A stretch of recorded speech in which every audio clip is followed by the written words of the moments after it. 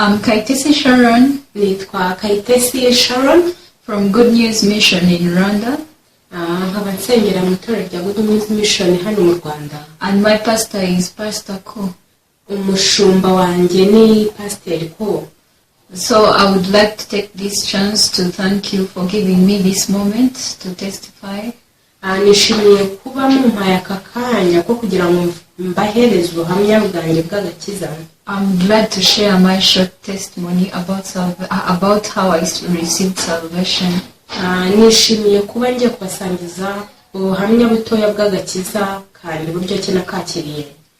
So a long time ago I used to follow my father where he used to go to church.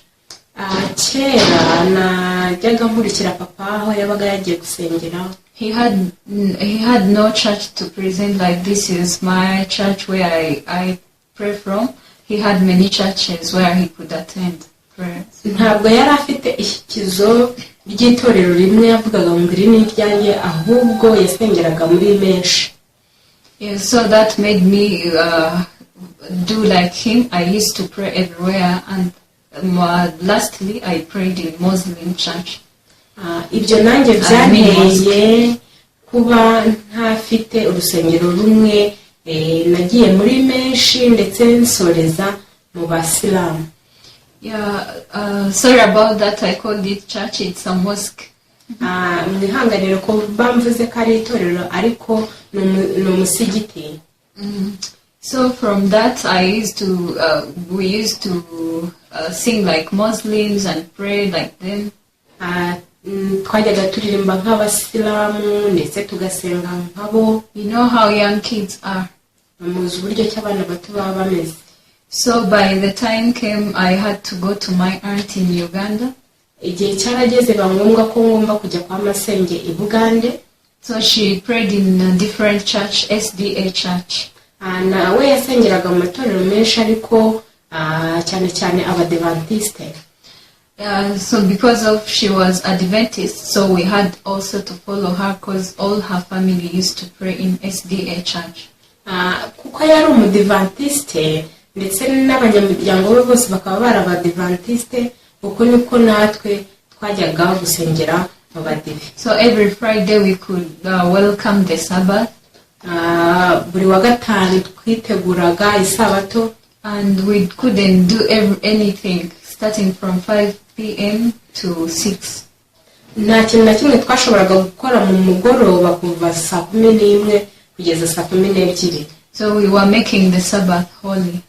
Bivuze ko twari turi kweza isabato.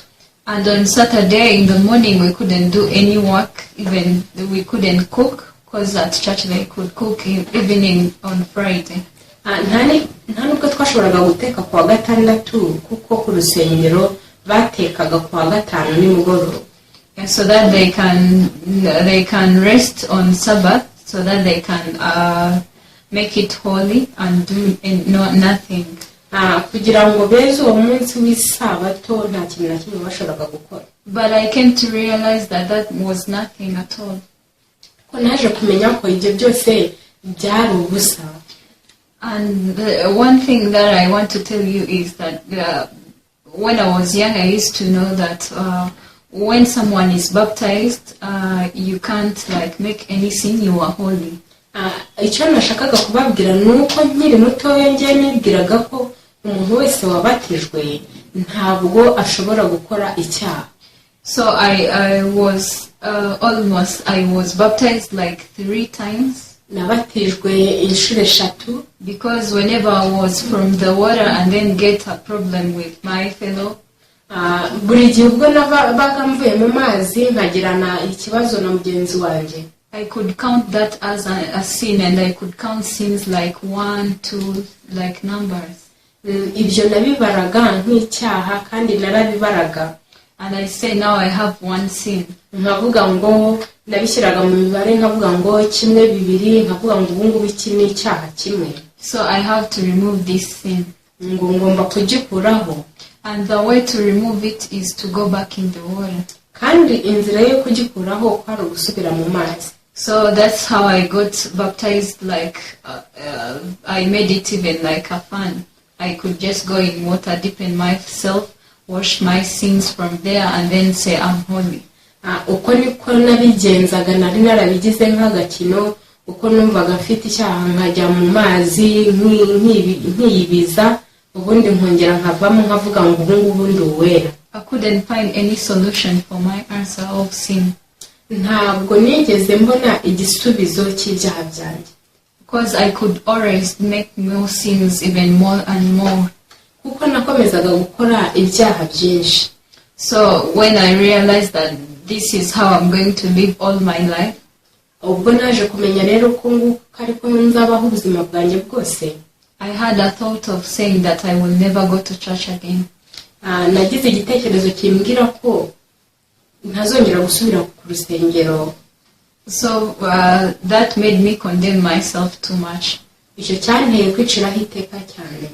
So whenever I used to make sin, and then I said that one last thing that I'm going to do, I'm going to write all my sins down.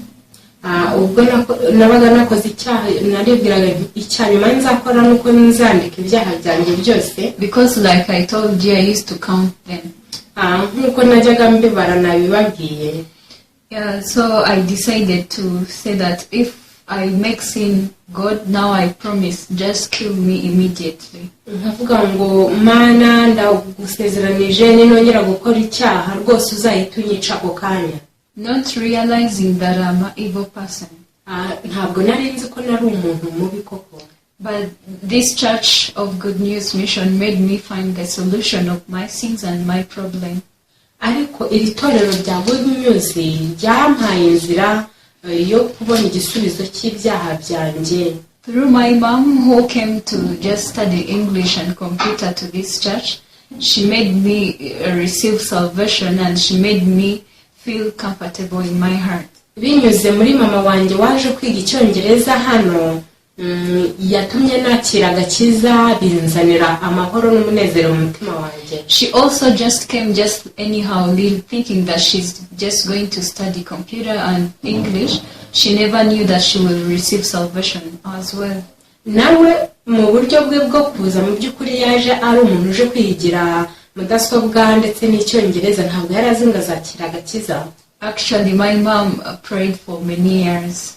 A long time. Mu by'ukuri mama wanjye yasenze imyaka myinshi. But she never also realized that she hadn't received the true salvation. Ariko ntabwo yari yarigeze atahura ko atigeze yakira agakiza k'ukuri. But through this church, binyuze muri iri torero, she really received salvation and made my family also receive salvation. Yakiriye agakiza k'ukuri ndetse bigera no ku muryango wanjye wose. I remember one day when she took me with her to come to this church and just followed her like she was going to study English. Umunsi umwe ndabyibutse ko yigeze kufata akambwira ati ngwino tujyane, nkigira ko muherekeje yaraje kwiga icyongereza. And she could just say that there is a church that I received like salvation. I felt like my heart is peaceful because of the word they preach.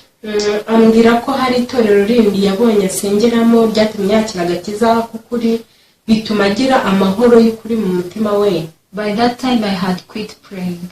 Icyo gihe njyewe nari narahagaritse ibintu byo gusenga. Because whenever I prayed and see like I'm making sins and the people that I'm praying with are the same like me. Kuko icyo gihe najyaga nibonaho ibyaha ndetse n'abo nsengana nabo nkababonaho ibyaha ko bameze nkanjye. I also got like questions in my heart. Why should I even pray? Nari ifite ibibazo byinshi mu mutima wanjye bimbaza ngo ese ubundi ni kubera iki ngomba gusenga. Before I go further, I want my son name to read for me in Genesis chapter 6 verse 5, because this verse helped me a lot.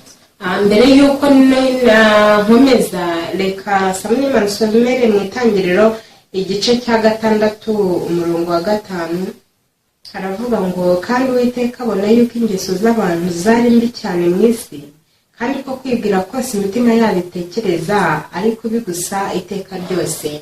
Yeah, God saw that our hearts were wicked and we could only do evil continuously.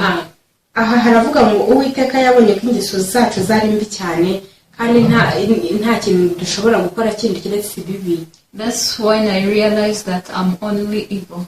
Icyo nicyo gihe naje kumenya ko ndi mubi gusa. There is nothing good I can do with my own power. Nta kintu cyiza nabasha gukora binyuze mu mbaraga zanjye. Even if I fast for 40 days, nubwo nakiyiriza iminsi 40, I will never be perfect. ntabwo naba umuntu utunganye. But there is only one thing that makes me perfect. Ariko hari ikintu kimwe kingira utunganye. Anyone can think that this is crazy because also for me, I first thought that it's crazy. Buri muntu ashobora kwibwira ko ari ibisazi, ariko nanjye uko niko nabyibwiraga. But this is true. Ariko uko niko kuri. In the eyes of God, I'm very holy and perfect. Mu maso y'Imana ndera kandi ndatunganye. I have no sin. Nta cyaha mfite. That's why I surely tell you that I have no sin.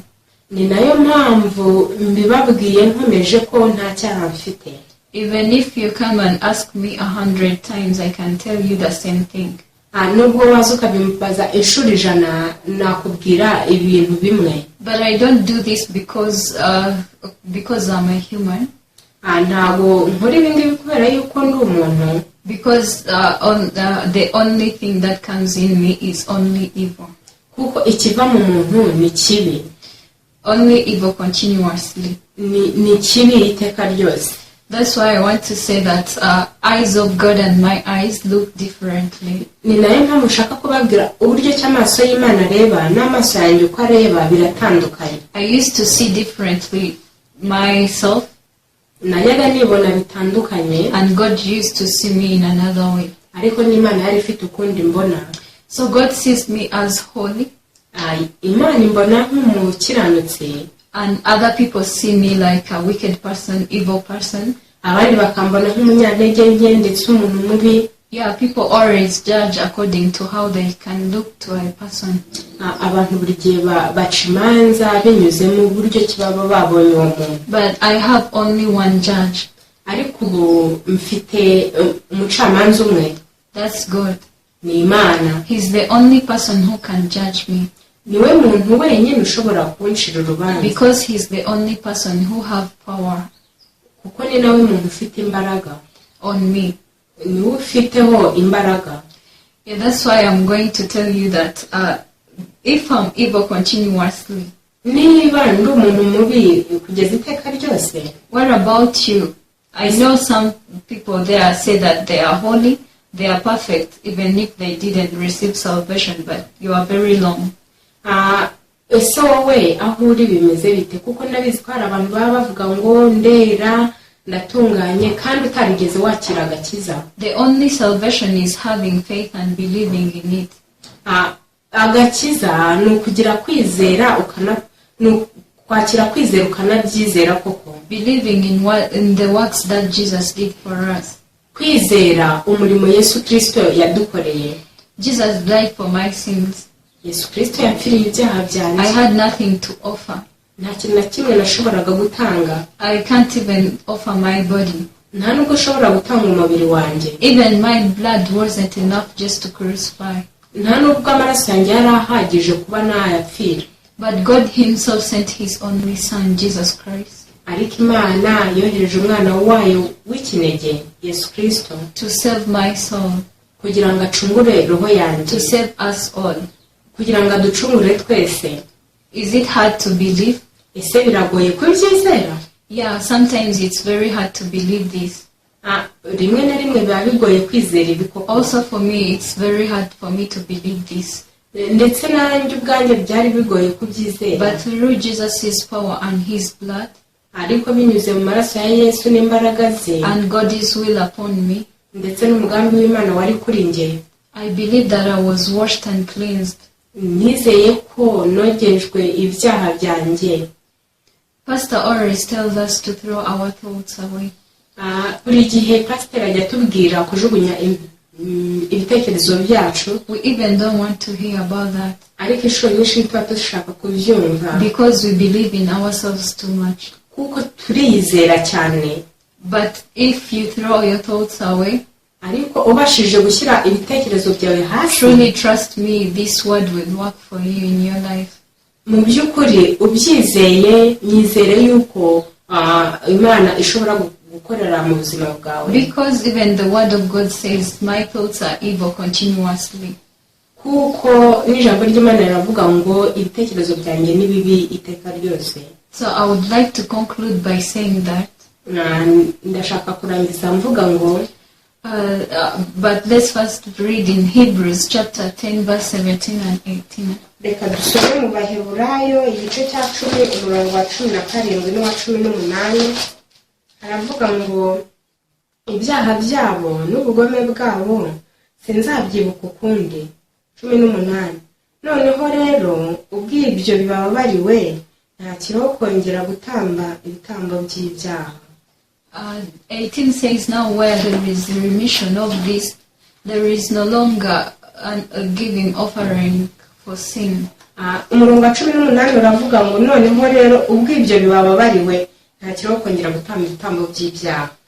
Long ago people could give sacrifices. kera abantu bageragezaga gutanga ibitambo, But here God says he won't even remember my sins. ariko aha haravuga ngo Imana ntizigera yibuka ibyaha byanjye. Why should I make him remember my sins, remind him my sins? ese ni kubera iki ngomba kuyibutsa ibyaha byanjye? God doesn't remember. Imana yo ntibyibuka. But I work so hard so that I can make him remember. ariko ugasanga nkora cyane kugira ngo nyibutse kubyibuka. So what should I do? ni iki nakora? I just have to believe the blood of Jesus that washed my sins away. ngomba kwizera amaraso ya Yesu Kristo yogeje ibyaha byanjye. And I have to believe the word of God that says I was washed. kandi ngomba no kwizera ijambo ry'Imana rivuga ngo narogejwe. He won't remember my sins anymore. ntabwo azigera yibuka ibyaha byanjye ukundi. I believe that I'm true righteous. ubu nizeye neza ko ndi umukristo cyangwa uwera w'ukuri. No matter what happens in my life, icyaba cyose mu buzima bwanjye, even if I die today, niyo napfuye umunsi, even if I die right now while testifying, nubwo napfa aka kanya ndi kubahereza ubuhamya, I only believe one thing. icyo nizera ni kimwe. I have my passport to go to heaven. mfite urwandiko rwanjye rw'inzira rungeza mu I ijuru. have my ticket to go to heaven. mfite itike yanjye ingeza mu ijuru. God already put a stamp on my passport. Imana yarangije guteraho kashe ku rwandiko rwanjye rw'inzira. That's the only hope I have. uko niko kwizera mfite. And this is the only precious thing that I have in my life. ndetse iki nicyo kintu cy'ingenzi mfite mu buzima bwanjye. I'm not worried about tomorrow. ntabwo mpangayikiye ejo hazaza. I may be weak, like physically, nshobora kuba ndi umunyantege nke mu bigaragara, because this is me. I'm a human, and pain is always there. ibi ni ibisanzwe kuko ndi umuntu, umubabaro uzahoraho. But that pain isn't enough to make me quit. ariko kandi uwo mubabaro ntabwo uhagije kugira ngo unkure mu byiringirwa. Because God says I will have to rejoice in good and bad. kuko n'ijambo ry'Imana riravuga ngo nimwishime mu byiza no mu bibi. Though it sounds very hard, nubwo byumvikana nk'ibigoye, but the only happiness is having true salvation and to go in heaven. ibyishimo by'ukuri ni ukwakira agakiza, kuba ufite agakiza, kuba wizeye ko uzajya mu ijuru. I thank you very much. ndabashimiye cyane.